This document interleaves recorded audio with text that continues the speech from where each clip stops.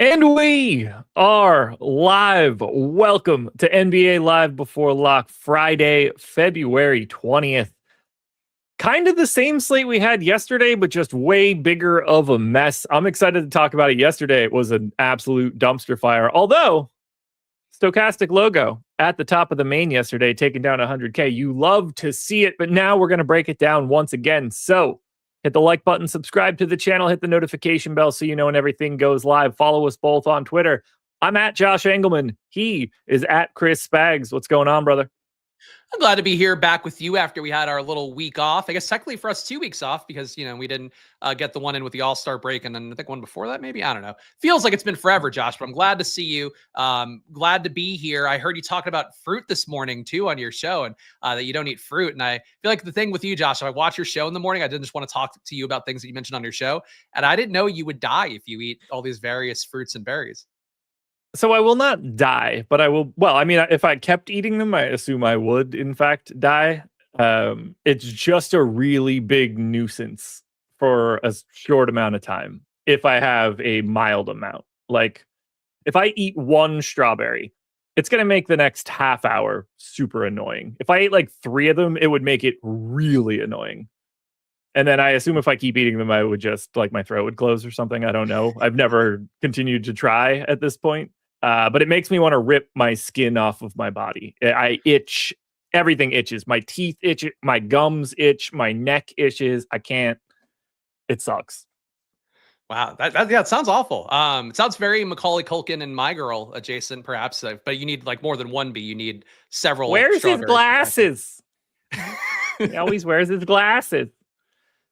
Yeah, and like it happened like that in my life. Like, I was a kid that grew up eating all of that stuff, loved it, ate strawberries, apples all the time like nothing. And then one random day I ate an apple and it didn't work out for me, and we figured out that was not going to work out for me moving forward. Wow. Although I think it's all like fake. I need to just like eat little bits of it every day and train myself to do it. Well, now YouTube knows your weakness, so you're going to get packages of fruit sent to you every time you're mean to somebody in the chat. But I would have thought you were a constant fruit eater, Josh, because, they say you are what you eat. Bananas all the time, brother. All the time. So I can eat it cooked. Like, I can eat an apple pie, but I can't eat a raw apple. That's the differentiator. Just like something that's cooked out in the process. That's crazy. The allergy stuff is weird. Like, I have no allergies, knock on wood. But they definitely, like, I've had friends that, get exposed to like pollen in the spring and like had to go to a hospital once to get like shots. Like, allergies will really mess with your life in a way that those that don't have allergies don't appreciate. So it's called oral allergy syndrome. I feel like we've probably talked about this over the 8 years that we've done this. You never know what's going to come up on the show, but not that it matters. Yeah, because when I heard this morning, I was like, what? I feel like this has never come up, and I was blown away. So I'm technically allergic to birch pollen, and a bunch of these different things have a protein in them, like apples, raw potatoes, strawberries. They have a comparable protein that basically like mimics birch pollen, and that's what causes it. So something in the heat denatures that protein. Wow. Science. It's honestly been courageous that you've been on stream for all these years, like that you've been doing this, I know, man. knowing that a fruit could attack you at any moment, and that's the end. Let me hear all your T's and P's, folks. We should get a wristband or a pin or something. Maybe they'll talk about my plight on the Oscars next year. Josh, one can only hope. We'll all be. Yeah. You know what else is a bit of a plight today? This entire slate. Javon Small, Cam Spencer, Jarris Walker, Brandon Williams, Omax Prosper, Gigi Jackson, Bryce Sensabaugh. Have I named a guy you guys know yet? Well, those are all the guys that are getting all of the ownership. We can get to the Jalen Johnsons and Anthony Edwardses of the world in a bit. We've got a little bit of time to hit on some of the true pain in the ass teams. But I think that we could probably talk a little bit about the Memphis Grizzlies at this point. It seems like they just don't have anybody, and we kind of already know it. And they are stoking up the old ownership here, taking on the Utah Jazz, another team that barely wants to participate in the game. Javon Small, Cam Spencer, Omax, and Gigi Jackson are all 40 or higher in ownership. Slow-mo, Kyle Anderson and Jalen Wells are both around 15 to 20. Jemai Mashak is getting some ownership. Taylor Hendricks is on the Grizzlies. Not sure I remembered that. And I mentioned it this morning. I don't know what or who a Lawson Lovering is, but that is another player on the Memphis Grizzlies. I assume you dug deep into his like 8th grade film and have his rates preposterously too high. We'll get to that in a bit too. What do you want to do with these guys? Because this game is stupid. Yeah, I mean, Javon Small, I think, has enough of a sample size as a pro now, putting up 0.93 fantasy points per minute, that I don't think he's a better player than Cam Spencer, but I do think he's pretty good value for a team that does seem to be as likely to throw the tanking towel in as anybody. And I think for Cam Spencer, like, I don't know that when I watch Cam Spencer play, I think he's playing winning basketball or anything. So he might be able to play more minutes than some of the other teams that are, like Washington benching a Keyshawn George type. Like, that's not what Cam Spencer is. But I think for Javon Small, he still should get a good amount of minutes here with a 9-man rotation. So for Javon Small, I think he's good value. Omax, Olivier Maxence Prosper, if you're not one of his close friends, I think he looks pretty decent as well. Fields at 46%. I got him at about 70. I think Small and Prosper seem like the guys that, value-wise, pretty easy to get them in. You're not losing any super valuable spots in the slate, and really your lineups get a lot better for having them. So in terms of value, those two very easy to get to, and I'm comfortable with it. I think GG Jackson feels like a more real play at 5,400. I would say Cam Spencer too, despite whatever lack of winning basketball I might think he has. He's still probably a more legit play than a Javon Small should play off the bench, but because it's a 9-man rotation here, like, you're going to get all these guys playing a bunch. So really have no issue with as much as you want of Small, Prosper, GG Jackson, Cam Spencer, even Jalen Wells, I think looks pretty good. But Memphis is like very obvious value. That total, 120 implied total, is crazy high for the team, the state they're in. It is that's just a testament of what happens when you get to play the Utah Jazz. It's incredibly striking to see Kyle Anderson be center only. That's something special on DraftKings. Center only. He is just a 5. That's what we're saying. Okay. That's what we're saying. Not sure I get it, but okay. For a little bit. Like, he was playing the backup 5. He played a little 4, but he was technically, I could see how you could get there. If you're like the point guard and the center at the same time, just give me an MPE in some way. You don't see a lot of, small forward center eligibilities or something, but that's probably more accurate than not accurate if we're handing these bad boys out. Gonna need Javon Small to be Javon Big today. I think if you play Omax Prosper, you will not prosper. I can keep doing this all day. There's so many fun word puns here. I've got nothing on Lawson Lovering, unfortunately. You will get no Lovering if you roster him. We're getting there. Anyway. You get a Spencer gift if you play Cam Spencer today? Oh, I don't hate it. And Cam Spencer feels like the guy that, like, you click on for the Grizzlies and you feel best about it. Would you agree there? Like, not necessarily like he's the guy that is most likely to smash, but just like, I expect him to be out there. I expect him to be competent. There's a reason he's in the 5Ks. Like, I trust him more than I trust most of these dudes.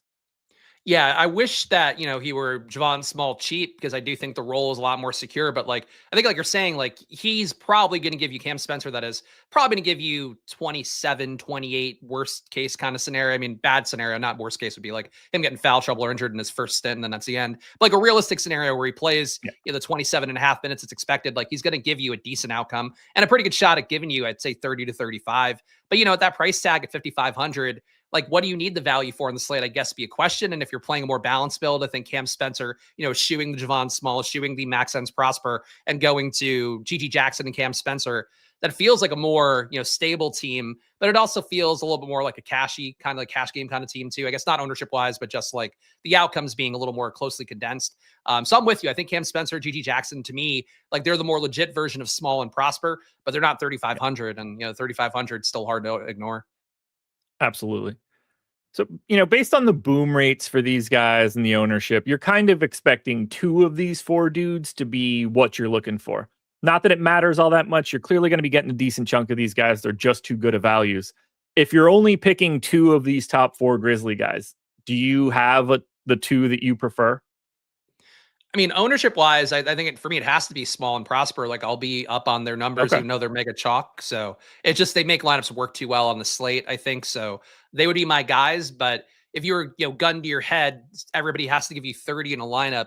I think that's where Jackson and Spencer feel more natural to me. And I know it's like, feels kind of like a cop-out answer, but in my mind, it makes sense.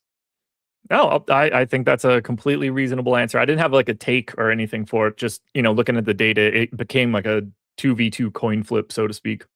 What do you want to do with the rest of these guys? Do you want a $4,200 center Kyle Anderson? Jalen Wells is just sort of always on this team and sort of always this price and always mildly uninteresting. Slow-mo just feels odd, but we do have some center conversations to have. Yeah, I mean, I think Wells is a little bit more interesting than it might seem, just because he does seem to gain in every category when you're taking off your Aldama, plus obviously John Morant, Jaren Jackson, all those guys, Ty Jerome too. Like, there's a lot of guys missing now for the team that seemingly Jalen Wells blossoms a little bit more. And I think the cross category ability to add some more rebounds, slightly more assists, and get a little bit more usage, I think is okay for Jalen Wells at 4,500 and small forward too, which is not the greatest position in the world today. Kyle Anderson, I usually get a lot of, like in the Utah days, I was getting him left and right. But I think with the minutes at 25, 4,200, the math is not really mathing to me the same way. Getting him at 11% as opposed to 18. Yeah, I think just looking through this a little bit more deeply, like I do feel a little bit light on Kyle Anderson. Jamal Mashak, I'm getting a 10%. The field's at 9. Like I'm with that guy, but I think you could maybe flatten out, and I could in particular flatten out Small and Prosper a little bit more and get to Kyle Anderson. And I think that'd be a fair thing because it's just kind of a dice roll for all these guys. Like I think Jackson and Spencer have the safest outcome. I think Small and Prosper are the best prices, but like I think kind of like you're hinting at, Kyle Anderson could put up a triple double or something here, and it wouldn't be the craziest thing in the world because the opportunity is the same for all these guys basically. It's weird to look at the Grizzlies injury report right now. If everybody were healthy and they were playing a game today that was like, one of the play-in games where you're either out or, you make the playoff type situations, I think all 8 guys that are out would be their 8-man rotation. Like maybe Cam Spencer gets out there, but Brandon Clark, Cedric Howard, Morant, KCP, Aldama, Pippen, Jerome, Edey, like they might be the 240 minutes that play that game, and none of them are playing today. Yeah, I mean, Wells would be out there. They love to cram Wells in, so I think you're selling. I wouldn't even think about Jalen Wells there. He's so incredibly forgettable. It's crazy. He is the vanilla ice cream of players. Yeah, not a good shooter, 0.77 fantasy points a minute, but today I have him around 1 fantasy point per minute just for the opportunity. But yeah, I'm with you. Like they are really missing the entire team and, tanking game. And you mentioned it really well this morning too on the strategy show. Like these guys, the team may be tanking, the players are not. They're playing for their next deal. They're playing for whatever opportunity on this team may come the rest of the year. And frankly, some of these guys like Vucevic yesterday getting jerked around like he did, where he played too well, I think, couldn't get back out there. For these guys, they're going to try their best and the coaches might maybe yank him if they play too well, like they did for Vucevic yesterday. Was that intentional? We jerked around. They might yank him. Did you have like a bet before this show to get masturbation euphemisms in right now? This feels like a polymarket thing that you're trying to like game on your own. I wish that we were big enough that we could do some insider trading before they close that loophole. But no, I think maybe that's how I felt yesterday with Vucevic. Like he played so well for Tristan Vucevic. Like he played 17 minutes, I think it was, and put up 32 fantasy points and had 2 blocks, 2 steals. Like he actually played some defense. So it did kind of tilt me a little bit. Somebody mentioned my chat today on Splashplay too. And it's like, it does suck for Vucevic. It's like, oh, you're putting up numbers here. And maybe you could, coerce somebody into giving you one of those Christian Wood kind of deals. And it's like, no, you don't play the second half basically because he played too well. You ready to talk about the Pacers? Speaking of teams that are going to jerk everything around. Yeah. So we do have some Pacers news. So no Aaron Nesmith, Andrew Nembhard, Ivica Zubac, Johnny Furphy, Obi Toppin, Pascal Siakam, or Tyrese Halliburton. But Cam Jones, Micah Potter, Quentin Jackson, TJ McConnell, and Talon Peter are all available. We have right now roughly 50% ownership for Jarris Walker, same for optimal rate. And then we've got a decent chunk coming into Kobe Brown. After that, it falls off a cliff. What sort of shots do you want to take on this team? Because they're in the same matchup that we just saw. They get to play the Wizards, and the Wizards aren't very good. No, they're not. I mean, I think, getting Ethan Thompson out, I'm actually updating my data now because I didn't have that in before the show. It does help a little bit, I think, to shorten the rotation here, talking about another 9-man rotation. So I don't mind taking shots here. The crappy part is I'm surprised Cam Jones is playing a little bit after he got hurt yesterday, couldn't come back in. Neesmith, they ruled out early, didn't rule out Cam Jones. So I guess maybe it's not that much of a surprise. That would make it a little bit easier. McConnell playing, I don't get at all. I don't like, what is the logic for that besides maybe trying to throw off the tanking police? And you're going, no, we played McConnell, and that helped a little bit. But these guys all look decent. They don't look quite as great as Memphis. You know, the one I hate to cape for him today because I caped for him so hard yesterday on my stuff. But like Jarris Walker went for 50 yesterday. Like he looks great overall because he contributes in every category. He puts up about 27% usage. When you take the key Pacers off, like Siakam, like Nembhard, like Mathurin, all of whom are not available today, or gone entirely for Matherin's case. But for Jarris Walker, feels a little point chasey today. Like I think he's a good play, have him around 40 fantasy points. But after he put up 50 yesterday, I just think he'll be on everybody's radar in this exact same matchup. Doesn't mean he's like not as good of a play today, but you're not sneaking him by, you know, if you were yesterday at all with him being like 40% owned. But I think Jarris Walker is the preferred play here. Kobe Brown, I get why the field's there. Not super stoked about him, but I think besides Jarris Walker, like they all kind of have similar ranges of outcomes. I just like Jarris Walker the most, and the rest of them, none of them really pop to me. We did get a little bit of Dallas news that I want to hit on here before we keep it going. Max Christie out, Daniel Gafford in, Caleb Martin in, and then we got a Memphis piece of news. Walter Clayton Jr. not going to make it for the revenge narrative game for the Grizzlies against the Jazz. I know we have a projections update that just hit. Ownership should probably be coming along after that. That was an update to get Ethan Thompson out. I mean, sheesh, these guys look good. It's crazy how good of a point per dollar TJ McConnell play looks, and he's in for 17 minutes. That's nuts. Yeah, and on a slate like this too, like I don't know that it actually matters because you have so many more obvious values that the field will be on more. But yeah, McConnell, he's been a permanent monster all year, so it's not a surprise. Like he'll be really productive. He just won't win if they can. Probably not. You would think. Okay, so we're gonna get the update for the like ownership side. We redistributed. I don't know how many Ethan Thompson minutes were out there. Probably like 20. I mean, I was interested in Micah Potter a bit yesterday. I still am today. Power forward center, 4,400. Just going wildly unowned. We could loop back once that ownership hits. Let's circle back to the top of this slate today because we don't really have pay up options, and it makes some of these value options very different because of the lack of things to actually pay for. Jalen Johnson is 10,500. He's already 50% owned, and there's no one else within $1,000 of him. Donovan Mitchell at 9,500 is your next closest guy. We only have 4 guys on DraftKings priced in the 9Ks, and it starts to fall off from there. And those guys are pretty much getting the ownership. Donovan Mitchell's 15, James Harden's at 15, Anthony Edwards is at 25, and then for some reason, Bam Adebayo is 9,200 today, 3% owned. We'll get this done in 10 seconds. Do you have any interest in Bam Adebayo today?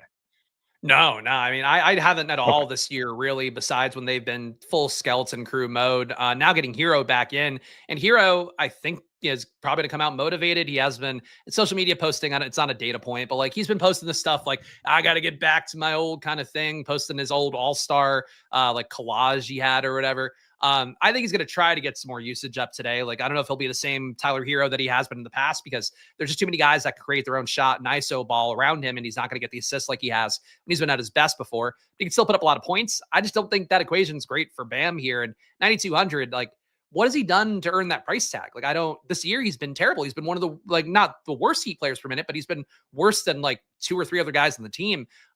It's baffling. So I get why Jalen Johnson's getting the ownership, but yeah, Bam, if he hits, more power to you. But like, I have him as a 4.3x value. It looks awful. So I assume we're just on the same page here. Jalen Johnson is just an easy, great, not a problem at all, no negative type of guy to pay up for. I would have no reason to tell anybody not to play Jalen Johnson today. Yeah, I love Jalen Johnson this entire year. And like, definitely he does put the rose colored glasses on when you've been a part of the good run here. And now he's priced like he's supposed to be for the most part. But yeah, like he's just been so good with Porzingis and Trae Young off the court all year, has with these new teammates coming in, has not ceded any usage. I think that might change a little bit when Kuminga comes in, the opportunity might shift. So for him at 10-5, like he's the easiest play, the most obvious play. And frankly, compared to all the 9K guys, like I would rather go to Brandon Miller than most of the 9K guys. So like it's to me Jalen Johnson, or we're just kind of going to a tier that's more balanced builds generally. Yeah, I find the non Jalen Johnson discussion, like, I don't mean like not having him, just like what you pay up for after that, because I don't know how you sift through Harden and Mitchell. To me, that's terrifying. Like these guys look pretty close to identical in our data. Uh, Mitchell's slightly more expensive, has a slightly higher projection. They're separated by 0.04 fantasy points per minute. They have essentially the same ownership, essentially the same optimal. Their boom score is separated by 0.12%. Like less than one. They might as well be the same guy. How do you pick between Donovan Mitchell and James Harden? Or don't you? I mean, I think they both look to me worth about 15-20% ownership just because of the potential they have to, to win a slate for you when in a spot where we just don't have those pay up options like we're talking about. I think they both have that range of outcomes. What's tough for me to parse out, and I think we kind of saw it flip a little bit yesterday, but Donovan Mitchell going into yesterday had a 37% usage rate. James Harden had a 20% or so usage rate in the small sample size, like about 220 possessions with the Cavs. And I think, it's going to flip more towards Harden. They'll level out at around both guys being 30-ish should be my guess. So that to me favors Harden a little bit, getting that usage up right now. And Harden being cheaper too doesn't hurt. But I think fundamentally to me, like if one of them hits, the other one probably failed. I don't think there's a world where they both hit at their price tags. I suppose that'd be low owned though. They're definitely a well behind Jalen Johnson me, but I think they're worth exposure as a pivot point. Kind of like Cade yesterday. It's like Cade jumped out to me as low owned and he didn't project super well for me, but I was like, I want to make sure I'm at least with the field on him. And that's what Mitchell and Harden are because they're playing Charlotte, who's competitive enough, but probably not good enough to win. And both guys have unlimited opportunity. They're just all the usage is going to go between them. So that leaves us Anthony Edwards, 25% owned, 25% optimal, close to 25% boom score. $9,400 shooting guard here against Dallas. I don't want to say that I'm not interested in Ant because that's not the way that I want to describe it, but I'm not as interested in Ant as I feel like it should be for like moving down into the 8Ks. What's your Ant stance for right now? How do we finish off the 9Ks? Yeah, I am with the field on Ant right now. He's coming up for about 25% for me. Fields is 26. Again, I'm pretty tight to the field on all my pay up options, even Jalen Johnson, who I think is the best. He's in half my lineups, the Fields at half. But I think for Ant, I don't really love him in matchups like this where he can just cruise unencumbered versus a team on paper. Like I like him in more competitive games. I think that brings out the best in him. But he's obviously, again, another guy, much like Mitchell and Harden, like has a ceiling. He's a live pivot to Donovan Mitchell or to Jalen Johnson, rather, much like Donovan Mitchell and Harden are. But at 26% ownership, kind of think you're getting what you pay for there. Like I'd rather get Jalen Johnson more. I'd rather have Ant be the number 2 guy. And then if you're not playing Ant, I think Mitchell and Harden should gain a lot in appeal. But I don't think Ant's a great player or anything. I just think he and Randall both on the same team, like they both can play well against a Dallas team that's, again, not awful, but definitely not good. But projection wise for Ant, he's not any better than Mitchell or Harden for me. We got a Cavs lineup. No Jalen Tyson. It's Harden, Mitchell, Sam Merrill, Dean Wade, Jared Allen. Yeah. Poor Tyson. Got a super chat from Langston Cole. Sidiuk Bey or Kyle Filipinowski, last forward in on DraftKings. That's going to be Kyle Filipinowski, although I'm quite confident both of those dudes are going to get 0 fantasy points. Filipowski would be my pick as well. Yeah, but barely by 0.1. I'm going to take it Kyle Filipowski, Sadiq Bey, Kyle Filipinowski, and then Sidiuk Bey. That is my 1 through 4 order for this particular 2v or 1v1. Well, Kyle Filipinowski he's representing a culture, so Sidiuk Bey has got nothing going for him like that. Incredible. All right, we got another one here. KGDR 24. Classic question. FanDuel best buy positions. Let's do it. Point guard spot on FanDuel for today.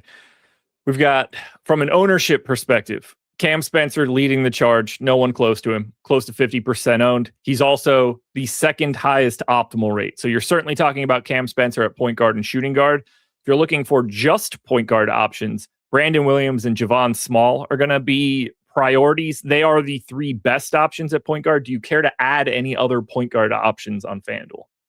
No, I mean, just much like DraftKings, the optimal rate for Smalls too much to ignore. So he'd be the first one I go to with under-owned at 59%, 72% optimal rate. On the shooting guard side, Spencer here, once again, we've got pretty sizable ownership coming into Bryce Sensabaugh. Our optimal rate doesn't totally agree, but still looks like a pretty good play. This is where you start to get to Anthony Edwards at 10K. He's in about a third of lineups. After that, it falls off. You got to sift through those Cleveland dudes again. Brandon Miller sitting there. Brandon Miller probably a little bit more sneaky. We've got some positive leverage on him. When we go to small forward, it starts to open up. Now we get to Jarris Walker around 50% owned. We get Jalen Johnson in and around that 45-50% owned mark. Ant still has eligibility here. Bryce Sensabaugh has the eligibility here. Kobe Brown at 3,900 is 30% owned. But we're starting to get to the real plays here. Jarris Walker, Jalen Johnson, both pretty big priorities on the FanDuel side. Am I missing any small forwards? No, I think those two stand out. I do like Brandon Miller a little bit less on FanDuel because of the lack of the 3-point bonus. But I think for Miller, decent pivot. But Walker and Jackson, I think, GG Jackson, pretty far ahead for small forward and power forward.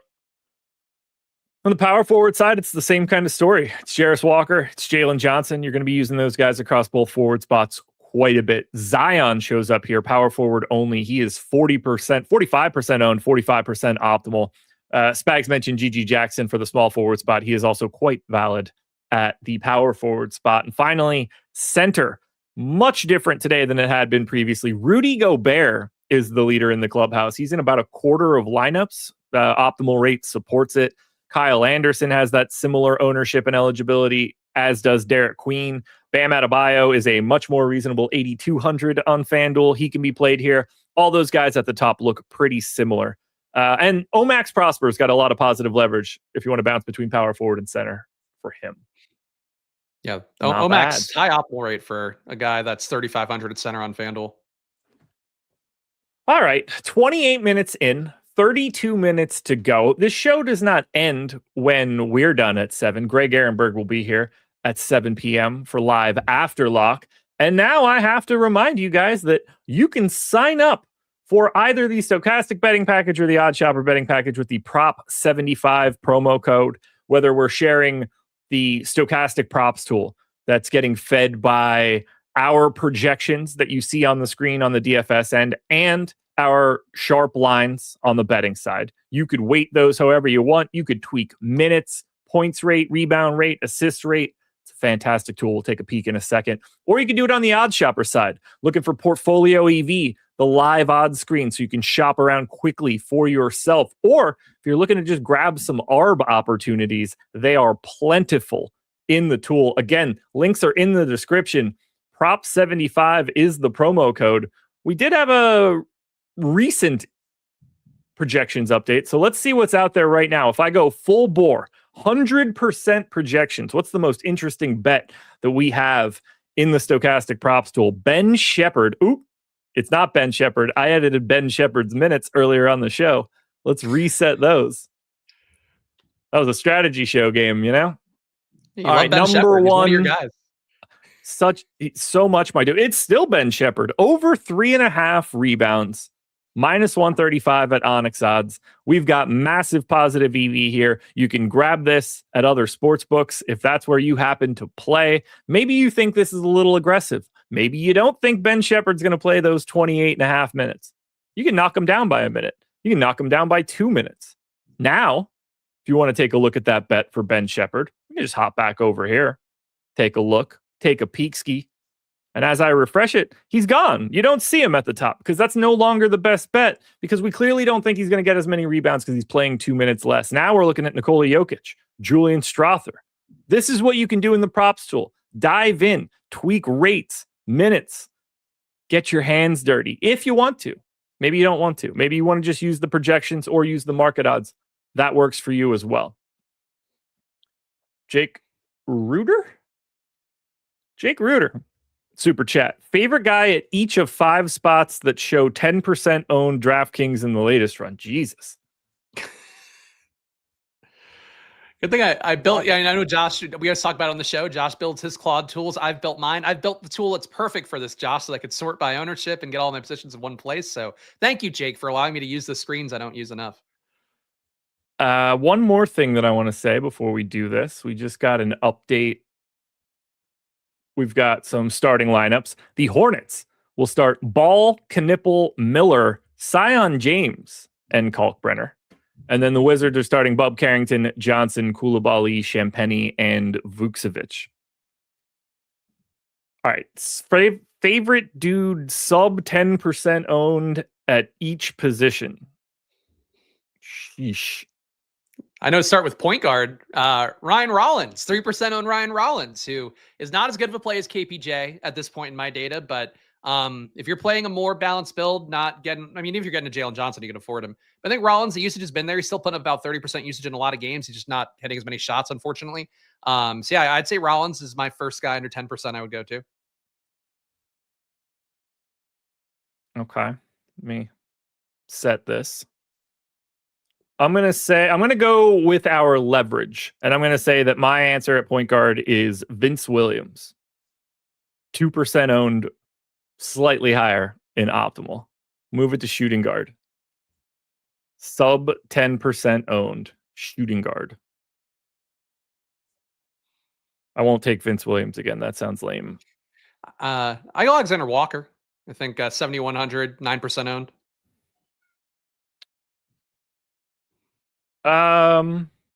Give me Con Knipple. 7,300 shooting guard, not getting looked at. Rain them threes, boy. Small forward. Siddiqui Ubay or whatever his name is doesn't count. He is at 10%. That's Quentin Jackson for me. Oh, Brandon Miller for me. I like him at 8,300. He's put up 37% usage this year with Bridges and Sexton off the court. All the usage kind of consolidates with him and LaMelo, and it's a pretty good sample size at this point. So I'm hoping Brandon Miller gets a bounce back day here after being kind of mid versus Houston yesterday. Power forward, once again, Siddiqui Ubay, not eligible. Oh boy, is this Taylor Hendricks? Micah Potter. Yeah, it's Taylor Hendricks for me. Oh, all right. I'm team Micah Potter here. Didn't work out perfectly yesterday. He was almost in a winning lineup. I don't know if he actually ended up making it. But Potter, good contributor. The minutes seem to fall into his hands no matter what the situation is for Indiana. So willing to go back there today, even though he's not starting, which I know spooks people off. And finally, center. That's gonna be Jared Allen for me. Yeah, Jared Allen for me too. It would be Potter first if Potter were not used at power forward, but Jared Allen 5% owned, about a 34-ish projection. I think that works. Love it. Thank you for the question. We're in a good spot. Oh, another super chat. Bobby B's. Mitchell and Small or Porter and Zion and Brandon Will? Porter or Zion and Brandon Will? Jesus. Y'all are killing me today. Logic problems as super chats. Okay, Mitchell. Donovan Mitchell and Small. Okay. KPJ, Zion. No, I think Michael Porter, no? I took it as Kevin. Positionally, I guess it could be because he's using all kinds of positions here. Maybe it's Michael. I don't know. Because if you're comparing, you wouldn't compare KPJ. No, it has to be Kevin. Kevin's 25% owned. Michael Porter Jr. is 0.4% owned. There's no chance it's Michael Porter Jr. Okay. All right. I'd probably go Mitchell and Small, I guess. I'm going to say Brandon Williams, and I'm going to say it's Kevin Porter Jr. and Brandon Williams. That's a question I just answered. Yeah, there we go. I don't hate KPJ, Brandon KPJ. Williams. I like KPJ a good amount today, and I like Brandon Williams too. So I don't hate that side, but I think Mitchell with Yes, you do. Small. What are we No, talking about? There's no chance you're taking KPJ with your Ryan Rollins love. The I'll disrespect play there them would be both. insane. I'm getting Ryan Rollins at like 20-25%. I'm gonna get KPJ at like 40. That's how we play the Bucks these days. Fair enough. CJ McCollum or Alondis Williams. They need to cancel the season. Neither. For real, that's not a joke. I'm dead serious. Neither. Find a better player. It's definitely not Alondis Williams. Much I can say. If you're going to play one of the crappier Wizards, I think it's Kaderi Richmond would be the one I would take the shot at, but his minutes have come down in Stokastic data, so I don't think he looks like as compelling of a play as he did at 22 minutes. But yeah, Londis, Richmond, they're okay value projections, but I don't think there's a real ceiling. Well, I don't think there's a huge ceiling there. I will get more than 5% of those guys. Okay. Is there anybody out there in your lineups right now that we haven't talked about yet that you've got a pretty good stand on? I want to know, who are your like dudes for today, or have we covered that already? My dudes for today, I mean, are nothing too shocking with the chalk guys, but I'm getting the most Javon Small, second most Maxence Prosper, GG Jackson's number 3 for me, Brandon Williams number 4. I don't think I have anybody that fun. Brandon Miller is definitely the most unique one. Like I'm going to be, I think 4x on Brandon Miller just because I do like the way those lineups look, and he's in a lot of my top ROI stuff. Just the usage rate for him with those guys that are not available for the Hornets, I think really jumps out to me. But I'm like kind of flat for the most part here. The guys I'm most about the field on would be though Brandon Miller and Ryan Rollins, but I have a pretty responsible for me Ryan Rollins stand today. Tyus Jones will start for the Mavs tonight. Okay, we got some assists. Wow, I mean, clearly he's starting over Brandon Williams, right? I would assume. Brandon Williams, point guard, shooting guard eligible, 5,100 and 40% owned at this moment. That's probably going to come down a little bit here, right? I mean, he'll still get the minutes though, right? They're not like, just because Tyus Jones is starting doesn't mean Tyus Jones is going to play endlessly.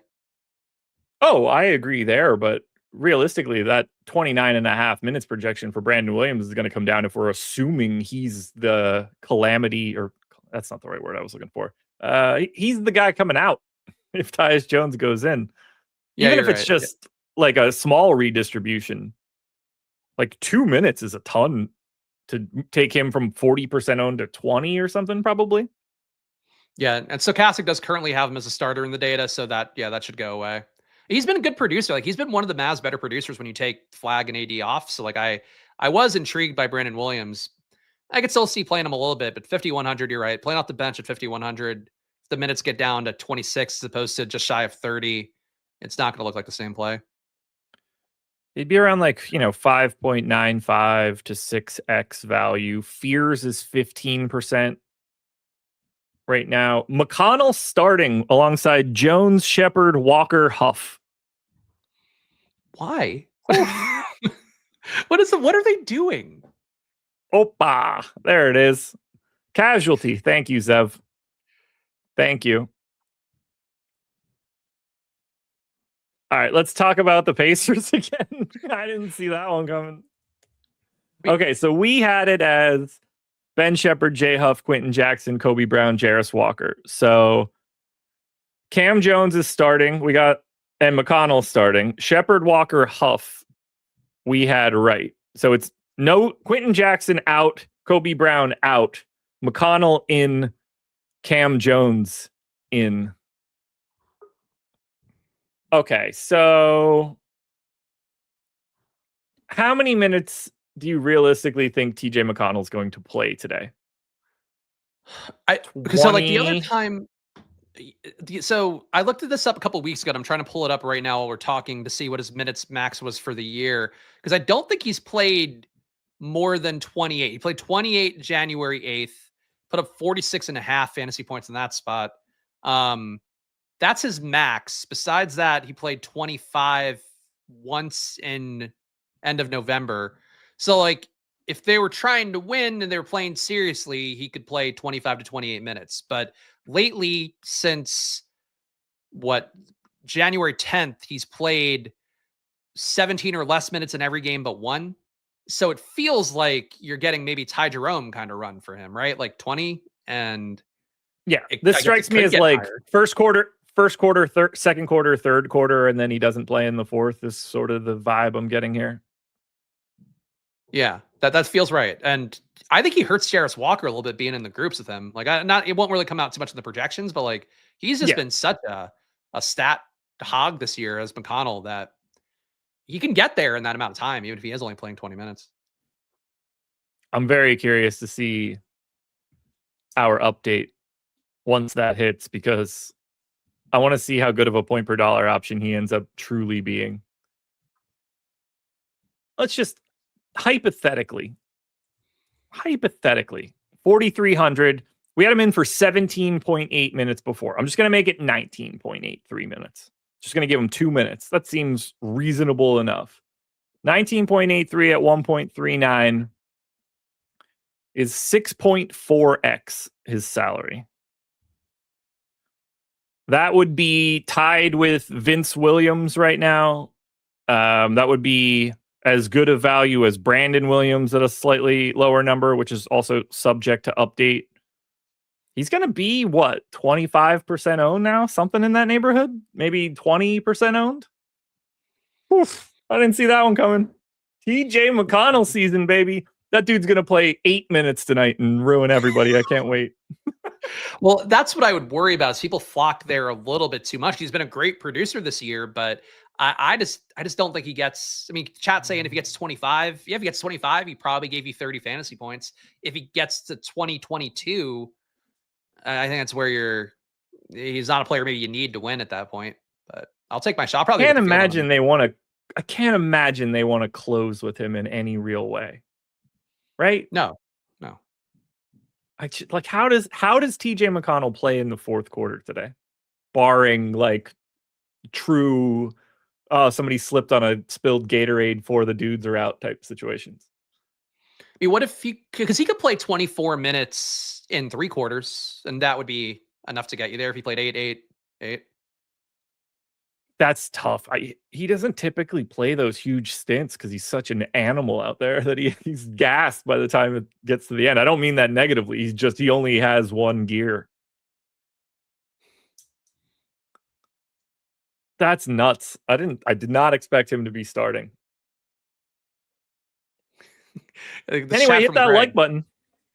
Sorry, Greg sums it up well. TJ McConnell chalk has never failed in the history of NBA DFS. How many points he scored is going to scale with how much ownership he has. So I think we know what side of the equation Greg is on. He's trying to move markets. He's trying to get the mentioned markets against TJ McConnell going. Now I'm going to play the role of DFS concierge here. JR with the super chat. Just tuning in. Haven't looked at jack shit today.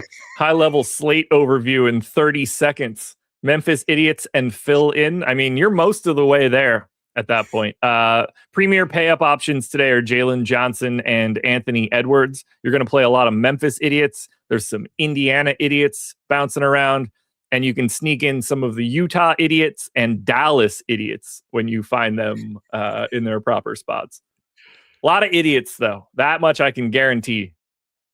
Speaking of idiots, one will be here in 15 minutes for Live After Lock. Greg Ehrenberg is going to be here to talk about late swaps, the Stokastic prop tool, and the Odds Shopper tools that have been released recently. So you don't want to miss that. Hit that thumbs up for our boy Greg. We got the projections update. Ahoy hoy. Let's see it.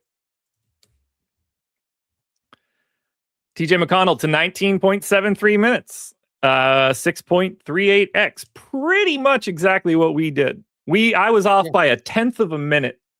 Yeah, you nailed that. You definitely nailed that. I still think he can play more. Like, I think that's a safe, good outcome from Stokastic here, where you get him popping in the lineups enough in case he does just go nuts in a limited amount of run. I mean, he would get for me about 25.5 fantasy points with that number. So I'm a little bit behind the 27.4 for Stokastic.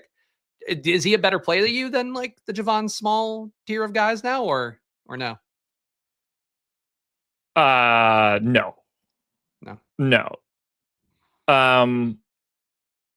Like Javon Small can, like if something goes wrong, Javon Small can play 36 minutes today. Like I know that's not Memphis's MO. They typically play everybody like 25 minutes and piss everybody off, but like there's nothing to stop Javon Small from just soaking it all up today. They're not going to have, like TJ McConnell's not the sponge for the Pacers. Yeah.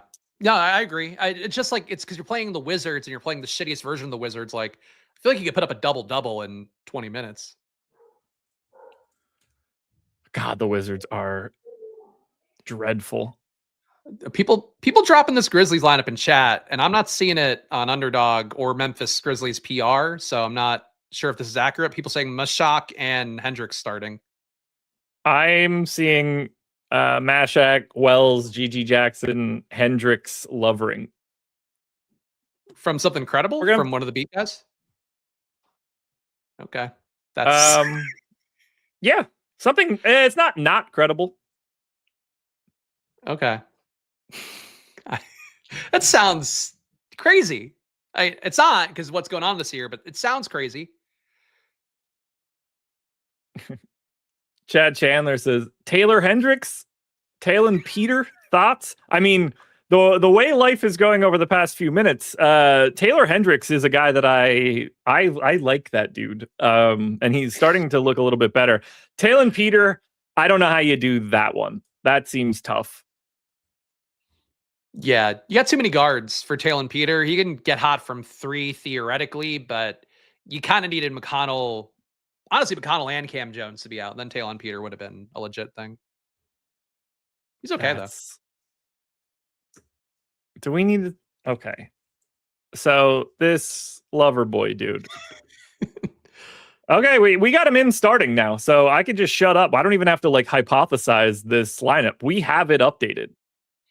Hooray us. Shout out to Jason Wagner on the back here, making this 24 minutes, flat 3K center unowned. That's what today is. Question, Josh. If you had to guess what ethnicity Lawson Lovering is, what would it be? I mean, if we're just going to paint with like a real basic brush, this dude has to be white, right? Not only white, but like from Wyoming white. And he played at Colorado and Utah white. So that name is like, I would expect him to be translucent with that name. Yeah, could have been like, to me, in my mind, like, oh, it could be like a Southern guy, like who went to like, historically black college perhaps, but no, he's as white as could be. His stats in college too, didn't do a whole lot, didn't even rebound that much. Got some assists, 22% assist rate in college. Swing and a miss for Greg. He guessed Korean. He's no Kyle Filipinowski. Yeah, that's true. Kyle Filipinowski was here earlier today, and that's a different guy altogether. Would not like Utah as much, I would guess. What a silly slate this is. This is really like even for a Friday slate, this is one of the dumbest. I love when Not in the AM Bro is here to just get stuff wrong. I never mentioned Will Riley once yesterday. That was Eric. I got Michael Potter wrong. Get it right. Michael Potter wasn't bad. He put up like 22. Oh, Mitch, come on now. Can't be doing that. Greg, look at chat.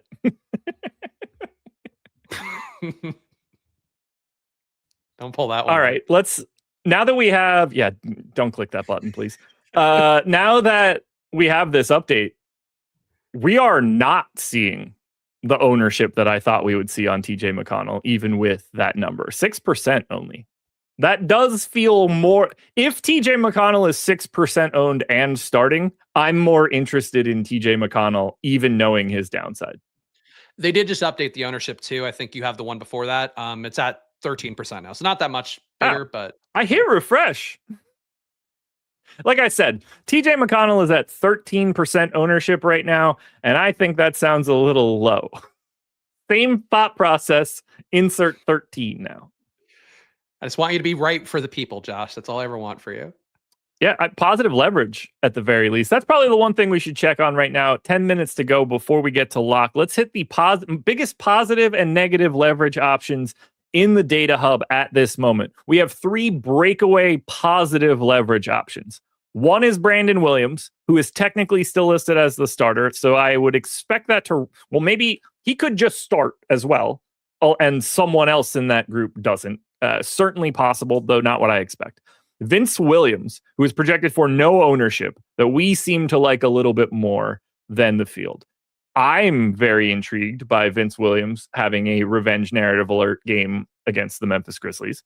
And then Jalen Johnson, who is already the premier pay-up option. We actually think that he is under-owned, which is bonkers.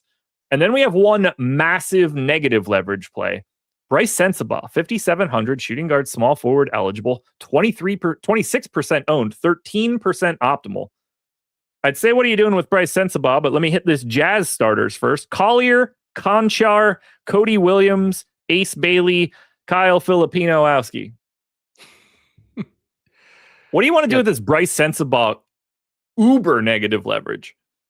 He's not coming up for me. I only got him in 3% of my lineups I'm submitting, so I don't feel that bad about that. The 26% ownership feels a little bit lofty, especially now we just got that news that he's not starting. So I'm not seeing it for Sensabaugh today. I think there's other ways to go, but there's a theoretical ceiling there, and he's shooting guard, small forward, so I don't hate it as much as the data does, but he's just not coming up for me, so not affecting me either way. Okay. Anything you're seeing in your most recent sims as we get ourselves closer to lock? I feel like I missed something that we need to touch on here. I'm looking at McConnell. The Grizzlies, that Grizzlies starting lineup is breaking my brain. But has it gone through underdog yet? Like, are we locked in on it? 2 minutes ago. Yeah. Oh, okay. Oh, all right. Mashak, is he the pivot to small now? Like given that we know he's starting, and small, they want to develop still. They probably just don't want to develop him and give him a full run of minutes, I guess. Dude, 4 of the 5 starters for the Grizzlies are the 4 lowest owned dudes for the Grizzlies. We have 4 guys not starting, 3 guys not starting for the Grizzlies, at least 30% owned.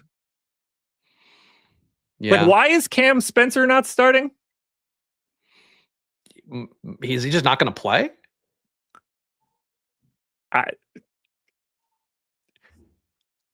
Because of this starting lineup, something feels weird in the Javon Small Cam Spencer duo, doesn't it?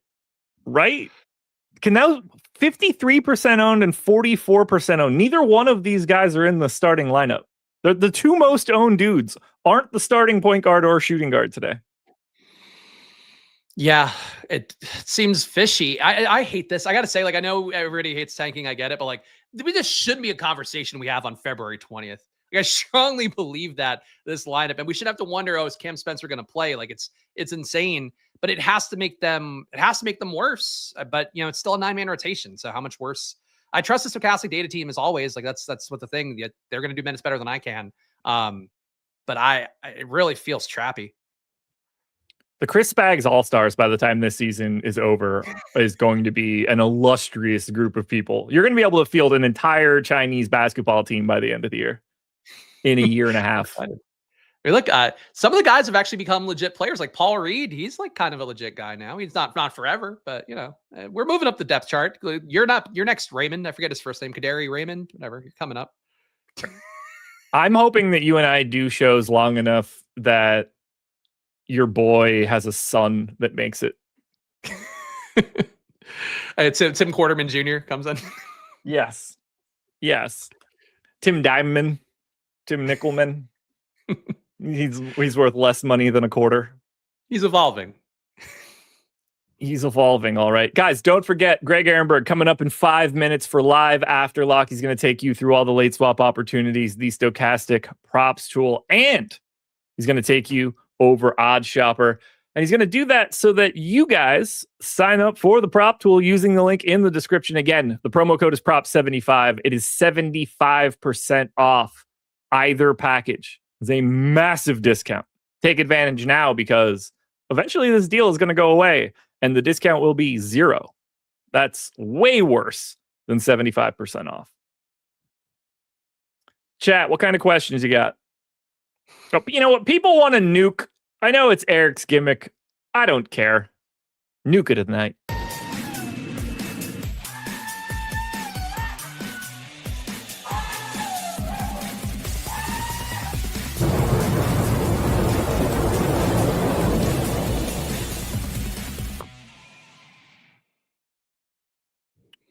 Nuke of the night time. Spags, give the people what they want. Who's going crazy tonight?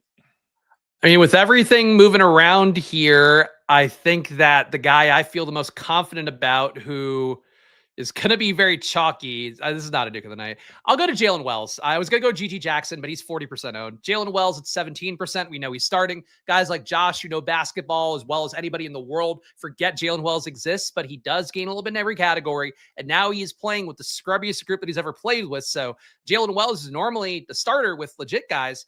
I feel like he'll treat himself like a star with Jamal Meshack and Taylor Hendricks and Lawson Lovering. So I'll go Jalen Wells. Revenge narrative alert is in full effect. Our third most positive leverage option today, Taylor Hendricks, 4K, power forward only. Revenge against the Jazz. They threw him to the side after he broke his leg. 27% optimal, 18% owned. Taylor Hendricks is your nuke of the night. This is now the second Alondis Williams question we've gotten with regards to a super chat. Javon Small or Alondis Williams? I hate to do this to you, Jeff. Right now, Javon Small is 61% optimal. Alondis Williams is 0.03% optimal. That might be the biggest disparity I've ever seen here. It's as low of an optimal rate as someone could have without it displaying as 0, basically. And the comparison point is the guy with the highest optimal rate on today's slate. Yeah, I don't want to do that to you, Jeff. But there is a sizable gap in those two plays, as big as it gets. Yeah. I mean, look, Alondis Williams at this point, given that Small's not starting, Alondis Williams will not be starting. Yeah, there's a little bit of mystery box to both, but Small is a guy that did invest some capital in. Alondis Williams is like a scrap heap guy. So yeah, that's easily Javon Small. Single entry, Allen or Zion? That's got to be Zion. Yeah, it's easily Zion. Man, Alondis Williams, the Javon Small is I don't even think I could sort this page to make those two dudes show up next to each other. This morning, in fairness, Stokastic was giving him more minutes because he has played a lot of minutes lately. So I think if you're not updating for how things are looking as the data team kind of digs in more, you're going to get there. But you know, it's still tough. Yeah. I mean, we've got a 15 fantasy point gap, a 7-minute gap, a 0.35 fantasy point per minute gap, and a 63-10 boom score. Just play Javon Small. I think for all of you that have been watching Live Before Lock / the Deeper Dive since October, and for years prior, I think we can all agree that we know who's going to perform better in the Javon Small Alondis Williams comparison. It has now been written in stone that Alondis Williams is going to have more fantasy points than Javon Small. It's great. We know how this works. That's what I've been saying. There is no bigger jinx in these situations than me. That has been proven time and again. Chat, you probably all have your own individual example you could list in here. So be aware that that's coming. But yes, Javon Small does look awesome. Spags, tell the people where to find you. You can find me at Splash Play Bets every single Monday to Friday at 2 p.m. going through the NBA slate. You can also find me on Tails if you want to get access to my splashplaypodcast.com site, all the data that I'm building out there, simulations, tools, all of that. Nothing that competes with Stokastic, an additive for what you're building over at Stokastic. Check it out and check it out on Tails. So support me on there. But glad to be here with you, Josh. That's what I want to plug to, being here with you and enjoying my time.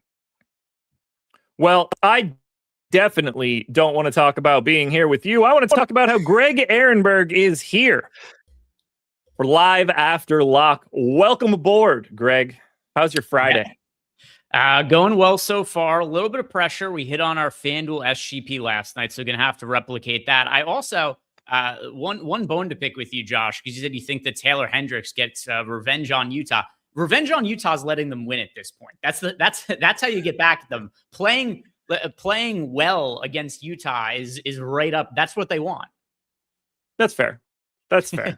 Well, I just only need him to play well enough for his personal salary. I don't really need him to like stick it to him. He can tank once that is complete.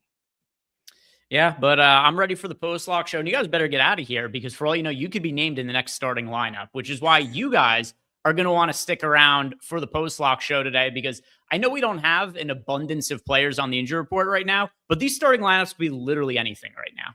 Literally, the players who are coming out of these starting lineups, it's anything. So, Josh, have a good weekend. Everybody else, if you haven't done it yet, is Josh frozen? Is this just for me, or does everybody else see Josh just frozen on the screen? Because for me, it's clear Josh isn't here, except he's just on the screen frozen. Let's see what kind of news we have that's coming in right now. We've got for the Mavericks, Jones, Marshall, Middleton, Washington. So is Josh just going to be joining us? There's no way to get rid of Josh. Let me see if I can remove him. All right, there he goes. He's frozen in the back end, but Tid forever here. Yeah, Josh, frozen like Elsa. The thing that's funny now is, I was going to say, now he finally left, but I was going to say, I think he was just frozen in the back end. I thought I could just add him on screen at any point in time over the course of the show. And, there was the one piece of news that was most pertinent as far as players who were questionable. Davion Mitchell, he is going to be in for today. So let's see what we have here. It was mentioned Chris Middleton starting for Dallas, and that was not our projected starting lineup here. What we have for Dallas, let's see, what did we have as our projected starting lineup? We had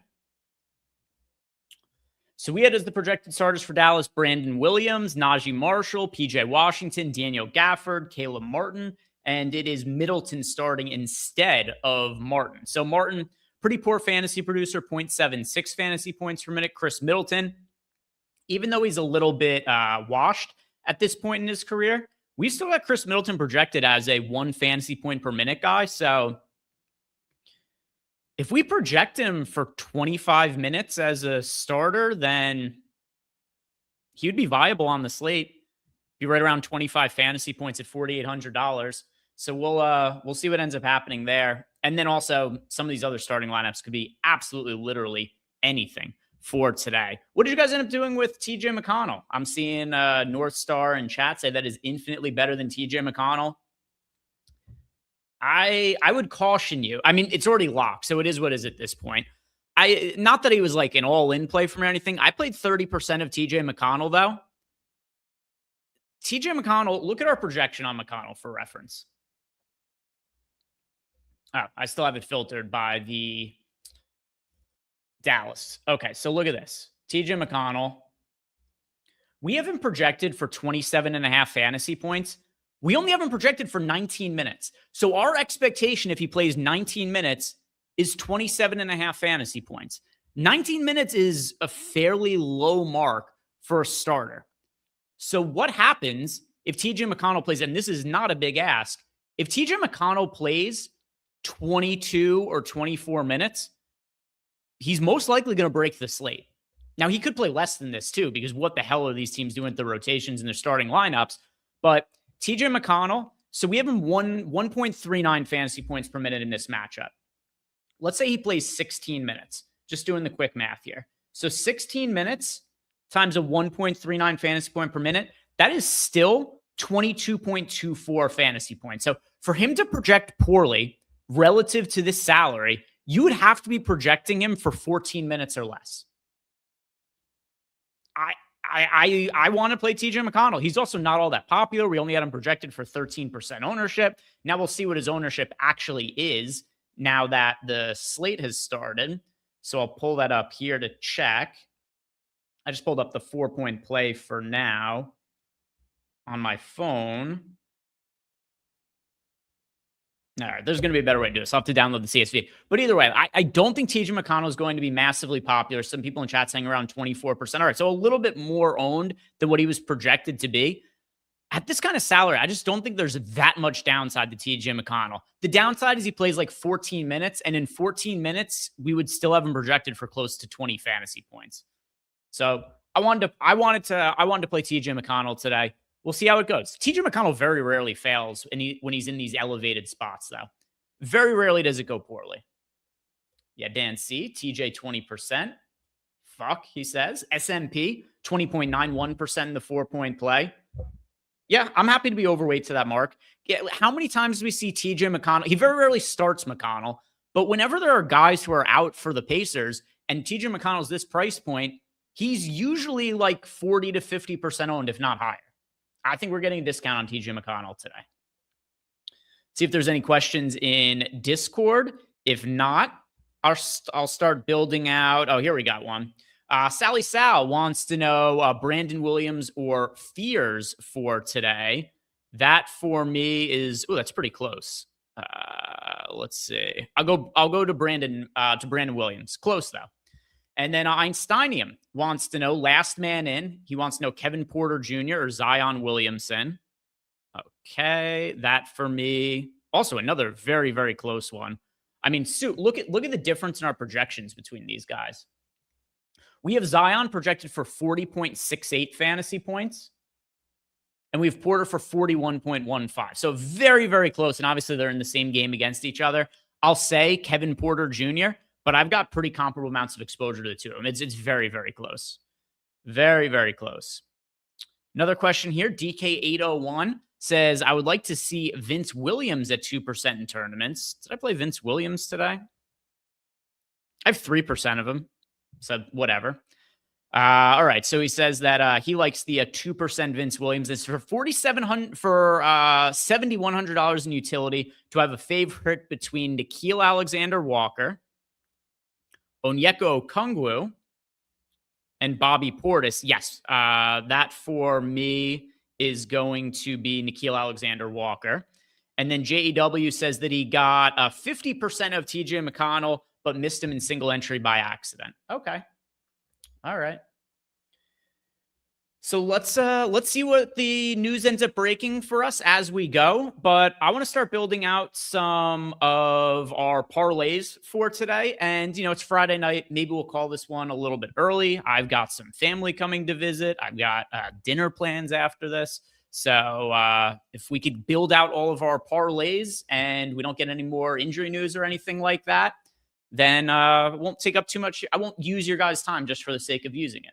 But let's see. We've got Lengo wants to know best value plays for the rest of the slate. Well, I'll tell you, if we just go to the data hub here and just sort by the value options on the slate, here's who we have as the best value options over on the slate. Lots of guys from the Memphis Grizzlies.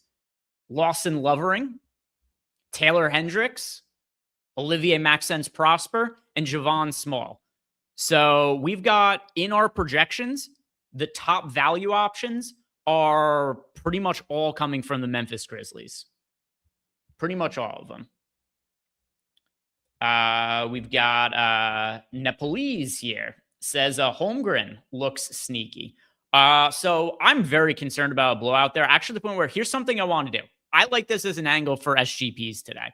If you guys have followed me on Tails or some of the other parlays I've built out, I like building stuff for a blowout angle in some of these games where you have the Thunder favored by massive amounts of points, which is what we have today. The spread for this game, let's see what it is right now. Tyler Hero off the bench officially, by the way. We have 17 points as a spread for this game now. And when OKC games are lopsided, they don't fuck around and leave their starters in the fourth quarter. They are perfectly cool because they're also super deep. They've got so many good bench players. They are perfectly comfortable with taking their starters out at the end of the third quarter, not having any of them play the fourth quarter. So let's look at Brooklyn and OKC, and let's build an SGP for a blowout situation. And let's look at DraftKings here. Looks like DraftKings has some more favorable lines. All right. And what do we have for what we have to build out on DraftKings? I think it's let me just remove FanDuel from here. I think it's a 3-leg SGP today for a 20% boost? By the way, did you guys tail the... we almost won both of our SGPs last night. We won the FanDuel one, and then the DraftKings one, we just missed by one leg.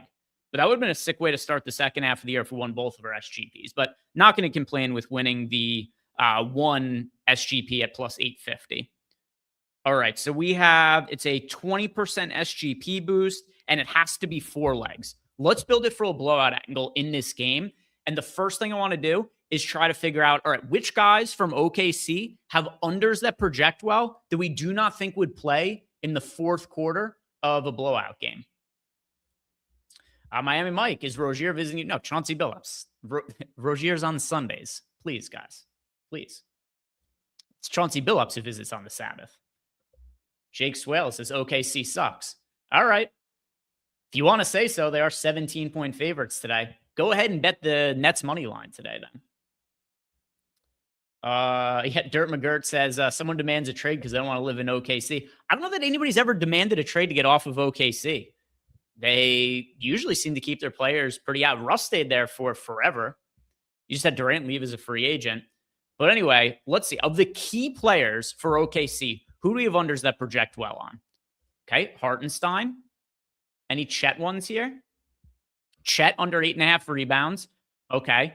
So Hartenstein, Chet Holmgren, 2 players that I think we could all expect they would not be playing in garbage time of a lopsided game. See if there's any other ones here. Any other Chet or Hartenstein props? I mean, it correlates as well. So we have Hartenstein under rebounds. Let's also go, we had Hartenstein under assists. Hartenstein under rebounds also projects pretty well. And then maybe we just pair this with I'm sure it's like a absurd line, the OKC money line. Yeah, minus 1350. But whatever. We could just get that into the line into the same game parlay as well and just use it as our fourth leg. So we've got, let's see if it lets us do this. Because sometimes you have to use legs that are only of a certain line. Like it won't let you do ones that are too wide, but maybe they will for this. Yeah, they do. Okay. So here's what it ends up being. These 3 bets: Isaiah Hartenstein under 4.5 assists, Chet Holmgren under 8.5 rebounds, Isaiah Hartenstein under 8.5 rebounds. Also throwing in the OKC money line and using the boost, that comes out to plus 576. So we're looking at plus 576 for OKC to win in a blowout, and very cool. So DraftKings been a little bit better with these with me as of late. Maybe it's because I've won a couple of the parlays or something, but they are capping my bet here at $2. Cool. All right. Well, that's what they'll let me bet. So there's no way for me to force them to get more money on it, but I'll post this to tails right now so that you guys could see that I placed the bet and make it easier to tail there as well. And then we'll look at the projections here in a second as well, because the Miami Heat starting lineup, that's out. And with Tyler Hero coming off the bench, maybe that changed some of the scenarios for guys. People asking Randall or really Filipowski got hurt. Is that real or are we trolling here? I'll check in a second. North Star. This is why I try to do both, North Star. I try to do both. Posting it to tails, the OKC SGP. And let's see if we could go at least one SGP win for both FanDuel and DraftKings on day 2, post All-Star break. Okay, and keep in mind, this is for an OKC blowout angle. The reason I'm saying this aloud is because I'm typing it and I'm stupid, so it's easier for me to type things while I say it out loud. Okay. Then we'll look at the projections and see what's changed, if anything, for this Miami Heat situation. Go over to the data hub. Let's filter by the Heat. Okay. So what's looking different here for Miami? So on Miami now, we have Tyler Hero, who we shouldn't have been playing anyway, but projected for sub 30 fantasy points. We've got Davion Mitchell confirmed the starting lineup for 24 fantasy points. Overall, nothing really looks good for Miami here. of all the value we have on the slate, there isn't even a single player who we have projected at a better value than 4.91. We'll look on the FanDuel side of things as well.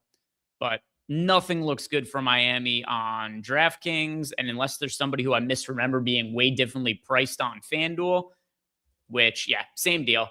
Nobody that really looks like is worth rostering from Miami Heat, even with Tyler Hero coming off the bench here. So Filipowski just hit on the nose. All right, that's not too bad. It's not like a leg injury or something. TJ McConnell, 2 points and an assist in 2 minutes. That's what we're talking about. So what else has been going on in that Utah game? Anything else weird with rotations or players dying early? Filipowski played 34 seconds and came out for Sheboy. Strong start for Lovering. Lovering is up to 3 points and 4 boards. How popular did Lovering get to end up being? Remember, we were looking at the projections before. Lovering was, what, the 4th best projected value play in our projections? Something like that? What was it? Lovering, yeah. Fourth best value play. 4th best value play in the Stokastic projection. By the way, also makes him the 4th best value play from the Memphis Grizzlies. See what else we've got for questions here. Nothing as far as super chats go or anything. We'll pull up the Discord to see if anybody's got questions for us in there. We do. All right. We have here a couple of questions. First, Comment God, a 2v2. But there's a lot of the same sort of players that are coming up here. But Randall and Kevin Porter Jr. or Anthony Edwards and Sadiq Bey. Give me Julius Randall and Kevin Porter Jr. in that 2v2. Larson, will you guys have any picks that California users access in the post-lock show? So just ask me. I don't know what it is you have access to. Oh, Zachary Cooper says he sent a super chat. My bad. Here, I'll answer it. Projections. Yeah, I'll pull that up here in a second. So Larson, I do not have access to Pick'em sites, so I can't really speak to it. But if you ask me a specific question, I could answer it. But I don't really know what books it is that you use. I will say this. If you are using Kalshi, the prediction market, you can play pretty much anything over there. And I know they operate in California because Eric plays on Kalshi. Let's see. Projections for the last 2 games. Yes. All right. So let's look at the late slate on FanDuel and go over some of the top players by position for the after-hour slate and see what it is that we got here. So at point guard, let's sort by optimal rate. Okay. Keep in mind, Jamal Murray is currently questionable to play for tonight, so this could drastically change what some of this looks like. And then same also, LeBron is questionable for the late game. So there's stuff in flux for the 2-game late slate. But assuming that LeBron, who I think LeBron's going to sit, Jamal Murray I'm unsure on. I would be pretty surprised if LeBron plays through the questionable tag. But on FanDuel right now for the 2-game slate, Jamal Murray, he is your highest optimal player in the point guard spot. Chris Dunn is the best points per dollar value play. At shooting guard, you've got Benedict Mathurin as the highest optimal player. He also has the highest value rating of anybody at shooting guard. At small forward, once again, Benedict Mathurin, he's got MPE. Who else at small forward? You've also got Derrick Jones Jr., who's pulling north of 40% ownership, but also looks like a really good points per dollar play. So Benedict Mathurin, Derrick Jones Jr., by far the 2 top points per dollar plays at the small forward spot. Power forward, you've got Kawhi Leonard looking like a top spend-up option. He is the second, or no, not the second best points per dollar play. Still got Derrick Jones Jr. with the power forward eligibility, but kind of a lack of forwards to spend up for. Kawhi's kind of the obvious one there.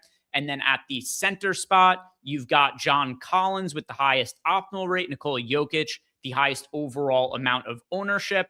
And then also you've got Jokic. This is just how crazy a fantasy producer Jokic is. If Jamal Murray's out, you're jamming Jokic. Jokic is already the top points per dollar play at center, despite being 12,600. If Jamal Murray's out, you're going to see like a 64, 65 fantasy point projection on Nikola Jokic, and that would make him really difficult to get away from. Overall top projected players for the FanDuel late slate, Jokic. Then there's a drop-off to Luka. Keep in mind, LeBron could get rolled out. Then Luka's projection is going to go up a little bit. Then you get Kawhi, Jamal Murray, who's also questionable, Denny Avdia. there's clear tiers in terms of the pay up guys. It's going to be Jokic and Luka. Then there's a drop off, and then Kawhi, especially because of his position eligibility at small forward, power forward. So, Zachary, hopefully that helps you build out your lineups. Apologies that I missed your super chat when I was perusing through that before. And Caleb, will I do a FanDuel parlay? Absolutely. Just about to go and do that right now. We built out a DraftKings one, and now we'll do one for FanDuel as well. And for FanDuel, I was going to say we'll try to focus on the later games, but could be a little hard just because of the players who are questionable, unless there's overs. I mean, the other thing we could do too is we could change some of the rates and see what projections would look like if LeBron is out. That's certainly something we could end up doing. We could do the same for Denver in the event that there's no Jamal Murray. But let's just see with things right now. Oh, let me switch over to FanDuel. And then also I want to check what the boost was that I have on FanDuel. Let's see. What boosts are available for FanDuel?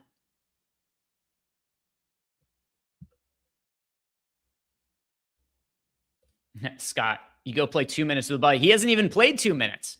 He's played 34 seconds so far. Yeah, Disco Stew. We've got Filipowski back on the bench with a Band-Aid on his nose. Okay. All right. So let's see. For FanDuel, 30% profit boost for a 3-leg SGP. Okay. We could work with that. Ruthie, why would anybody play Filipowski? Because it's an easy matchup and there's almost nobody available for Utah. And also, you don't anticipate somebody breaking their face 30 seconds into a game. I would say that's probably the most pivotal thing, is there's very few people who thought he was going to get elbowed in the face at the 34-second mark of the first quarter. Results so far from that game, you've got Small just checked in for Meshack. I do wonder if Cam Spencer just doesn't play in this game and is a healthy DNP, because he was not the first man off the bench and he didn't start. He is live to play 0 minutes today. Small scored pretty quickly there. Even Shibwe came out pretty quick. And they went to who instead? They went to Blake Hinson. You know what's crazy about some of these guys on the Jazz? Not only are they guys who are not normally in the rotation, but I felt like Blake Hinson. Blake Hinson's not even young. He's 26 years old and undrafted. So they're playing like old veterans who were probably playing overseas or something like that. All right. Yeah, Calder. Feels like Cam is dead. Glad I took the unders. They could just get voided if he plays 0 minutes. And then Caleb said, Huff already hit the 2 threes. Yep. That was one of my favorite bets for my video earlier today was J Huff for over 1.5 threes. You just had a really good chance that the Pacers, who were already shorthanded, were going to rule out extra guys. By the way, TJ McConnell is going to play. I mean, unless TJ McConnell just doesn't check in for the rest of the game, he's played the first 6 minutes of the game, up to 5 points, a rebound, and an assist. We are very live to see TJ McConnell break the slate. Cam Spencer's in. Okay. All right. So what'd they just do a change? Yeah. So we got Gigi Jackson, Lovering, and Jalen Wells out. Anderson, Prosper, and Spencer. And okay, so Spencer will play today. Einstein saying Filipowski may be done. If he's back on the bench and it's just a Band-Aid, I'll expect him to check back in for Hinson, maybe like the next TV timeout. If he doesn't, if Filipowski does not check in at the next stop in the action, then I think you start to get concerned. But with him on the bench, I think the most likely scenario is he'll be good to go. All right, so let's look at just the top bets right now for all of the games here and see what stands out. Any kind of overlapping between certain games that we're seeing a lot of value on, perhaps. I'm also going to change this because we're a little bit closer to the start here now. I'm going to go 75% our projections and 25% market-based. So we'll give this a little bit more towards the Stokastic projections because they got a recent update now. It looks like there's some good-looking lines in the Milwaukee and New Orleans game, and that's also one where we don't have to worry about too much injury stuff at the moment. So let's look at the Milwaukee-New Orleans game and what's projecting well here. You got the Kevin Porter Jr. line at over 5.5 rebounds. Keep in mind, we only have to do 3 legs for FanDuel. So for Milwaukee, as far as the injury report goes, there's no Miles Turner. There's no Giannis. That should mean more rebounds for some of the other guys on the team. I'll pull up some of the on-off court numbers to give you guys a little bit more context. So what have the rebound numbers looked like this year when both Giannis and Miles Turner are off the court for the Milwaukee Bucks? All right, so Kevin Porter Jr. sees not that much of a change in rebound rate, actually, in this kind of scenarios. So, I guess maybe the more minutes for him playing 35 in the good matchup against the Pelicans, that could benefit it. But it's not like there's some sort of crazy rebound bump for Kevin Porter Jr. in this kind of scenario. We've got Ousmane Dieng, kind of like a fair line here as far as the actual line on 7.5 points. We have him for 7.7, but it is plus money. So the under looks okay here. There isn't that much that actually stands out to me from Milwaukee and the Bucks game. Should we try another blowout angle? Let's look at Clippers, Lakers. Let's edit the projections here. How about that? Here's what I'm going to do. I'm going to look at some of the on-off court numbers. I do not think LeBron plays today. So let's go ahead and edit some of these projections. I'm going to set LeBron for 0 minutes. Okay. And then I'm going to look at some of the on-off court rates and see what that does for the Lakers with LeBron off the court this year. And we'll edit some of the projections here. So usage bumps, Luka's usage rate goes up from 41.9% to 38.1%. So I'm going to edit the rates of Luka, and I'll just bump his points per minute up a little bit. Who else sees big usage increases for the Lakers? Austin Reeves, a small one. It's not quite as big as the usage bump for Luka, but it is a usage bump. So we'll bump his points per minute up a little bit as well. See, anybody else? Not really. It's funny. I guess LeBron this year, he has a 28.7% usage rate, but then you go ahead and you look at all the players on the team, and it's like Ayton benefits a little bit in his usage. It goes from 17.2% to 19%. So I'll edit him here as well to give him a little bit of a bump in his points per minute. But it's really just Luka who sees the big usage bump. Just Luka shoots a ton more. Luka goes from a 38% usage rate to 42%. I'll actually edit his points per minute even a little bit more here. Then you get Austin Reeves goes from a 29.3% usage rate to 30.5%, but there aren't that many massive changes for the Lakers usage rates outside. Like Luka's the big, Luka just eats up all of the additional usage. What about assists now? Let's see.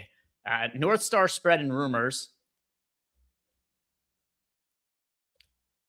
Filipowski came in and hit a 4. What does that mean? 4-point play? All right. North Star says LeBron was seen out in LA today drinking. All right. Gonna just go out there and play shit-faced? I don't think he's gonna. I mean, I don't think it's true that people saw him out drinking, but I don't think he plays today either way. So what is now I have to see what Filipowski did because people said he hit a 4. 3. It was just a 3. It wasn't a 4-point play. So what does the Grizzlies' dumb rotation look like? They haven't taken Taylor Hendricks out. Josh's nuke of the night. Taylor Hendricks, 5 points, 4 boards, hasn't come off the court yet. Small, chalk play on the slate. Okay start for him. 2 points and a steal in his first 3 minutes off the bench. Yeah, Cam Spencer is in now. He is in.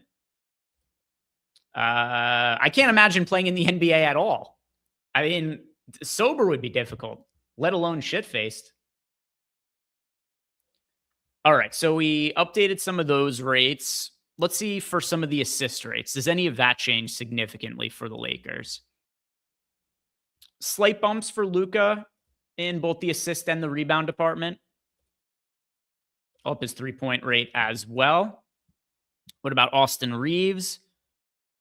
Reeves averages 6.4 assists per 36 minutes with LeBron on the court, but 8 assists per 36 minutes with him off the court.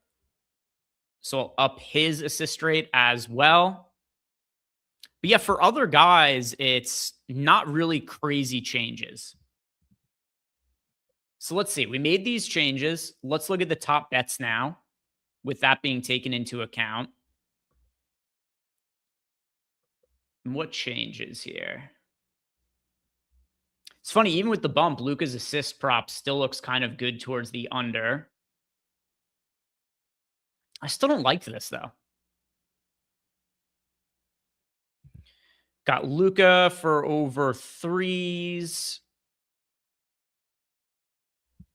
I kind of want to abandon ship on this game. Caleb asked for it before. Yeah, I just don't like the bets that we're building out here, even with taking LeBron out here. Yeah, let's do another OKC blowout build and see what looks good on FanDuel. We'll see what looks good on FanDuel for the blowout build over here. Okay, so on the FanDuel side of things, we've got the same Isaiah Hartenstein prop. So we could go with that one. Still projects well over on FanDuel. 4.2 assist projection. 4.5 is the line. We have him project for 24 minutes. In a blowout, I think we're fairly likely to see sub 20 minutes for Isaiah Hartenstein. Has Joman been playing blowout time for the Nets? I'll have to check. Let me look at his playing time in recent blowouts. Yeah, he's still been playing garbage time. Yeah, whenever the Nets lose in a blowout fashion, he plays in garbage time. So I don't think that he makes sense in a blowout game build. Has Traore been playing blowout run? I would assume so. But you never know. I'm checking, though. Yeah. Zev, never mind drinking. Vladdy Divac or just smoke a pack of cigarettes at halftime, then go play. You guys ever see Carlos Praches in the UFC? Taking drags like in the locker room before his fights. All right, Traore's also been playing garbage time in blowouts. Yeah, Northstar, that was how I felt too. Adjusted some of the rates, and then a lot of it just kind of looked fair to me. So I just didn't want to touch it. And then for all we know too, LeBron could end up playing. Or like, I'm pretty confident LeBron doesn't play, but I'm just going to stay away for now. All right, so Traore, going to avoid him. He's been playing in garbage time. We've got the under on Hartenstein here. This is a very low number on Jalen Williams. Over 4.5 rebounds. Jalen Williams with a Y. Let's see. Has he been playing some of the garbage time lately? He has been. So the last game that OKC won via blowout, it was against the Phoenix Suns. They won that game 136-109. Jalen Williams played the entire fourth quarter of that game.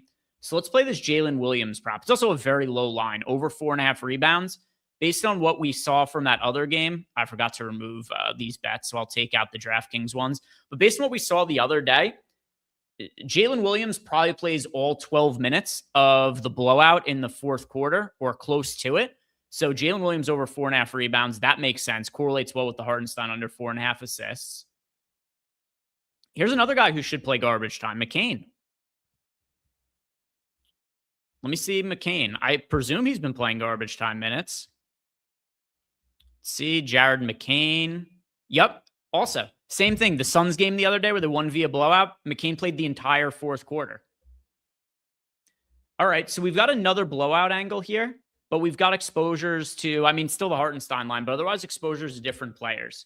So let's do this one. We only have to build out 3 legs over on FanDuel. So we'll go Hartenstein, Jalen Williams, and Jared McCain. Where's the game? Here we go. And then this one will just be for you guys. I won't post. I posted the other one details. Won't post this one. Want to give some people a little bit of value who stuck around and watched the show with us.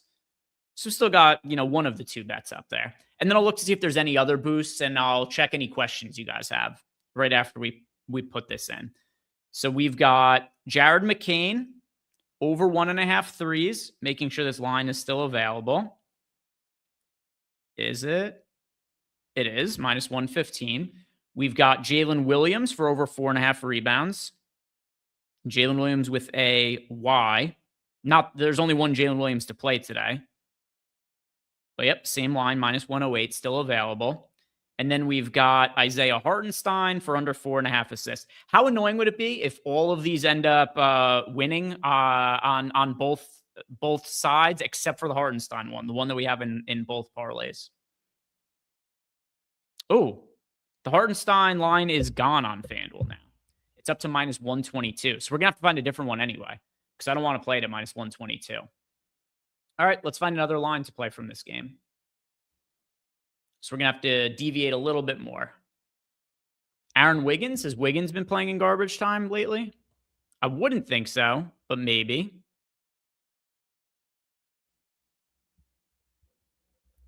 Disco Stew says DK just took the OKC game off the board for some reason. Probably because we're all betting the blowout angle there.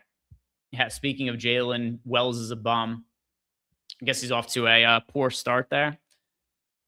All right, Wiggins. Has Aaron Wiggins been playing in garbage time lately? He has also been playing in garbage time. This one projects well. Okay. So let's go with all the garbage time guys then.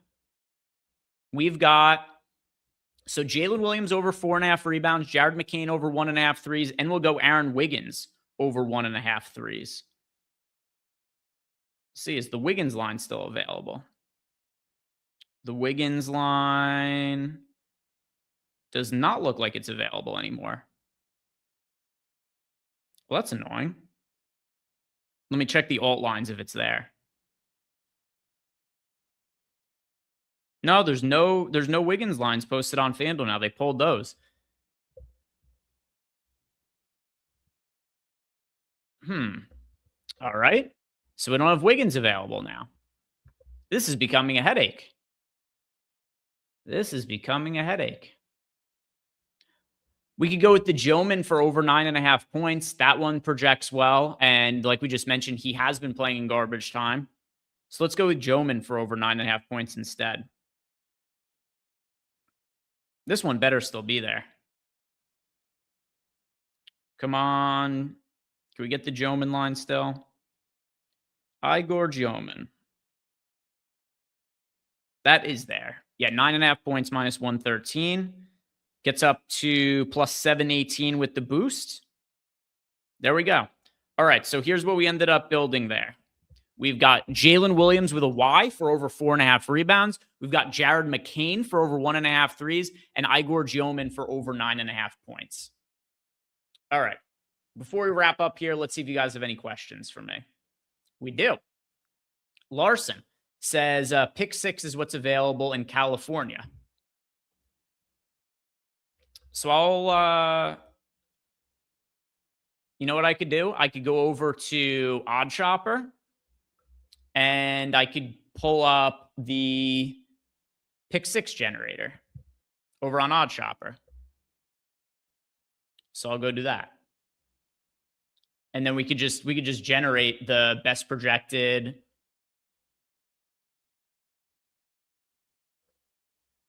pick 6 line.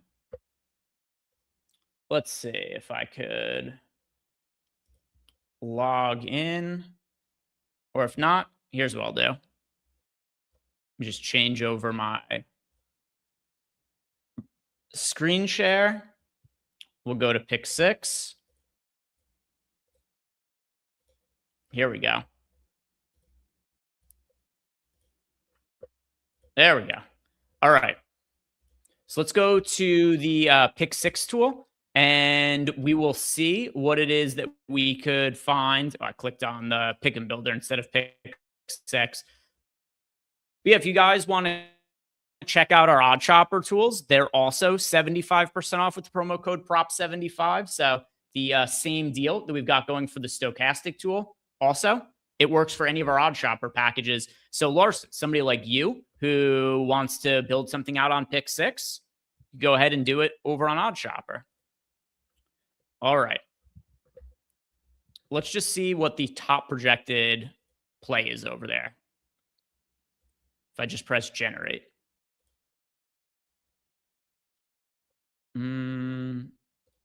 Might not have anything available right now.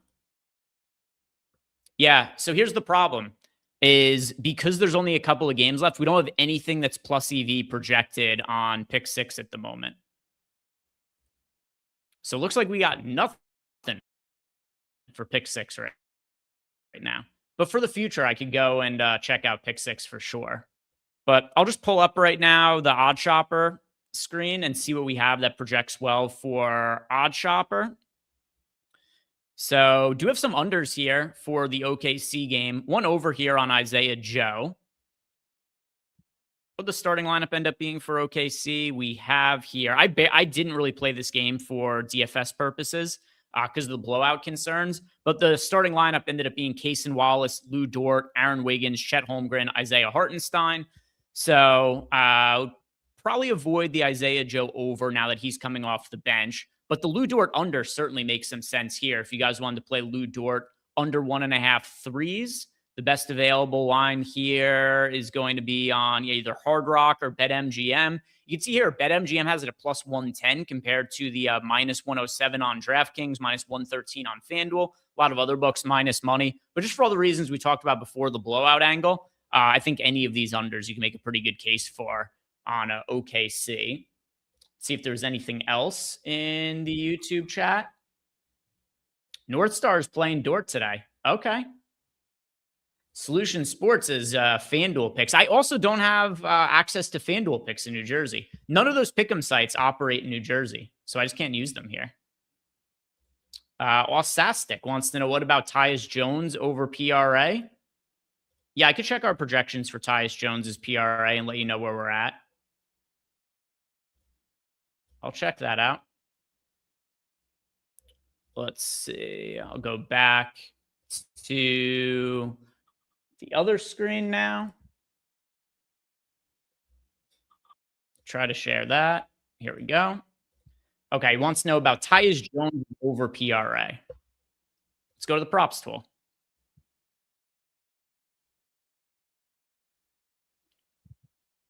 Let's see. Tyus Jones. What do we have him for? Tyus Jones.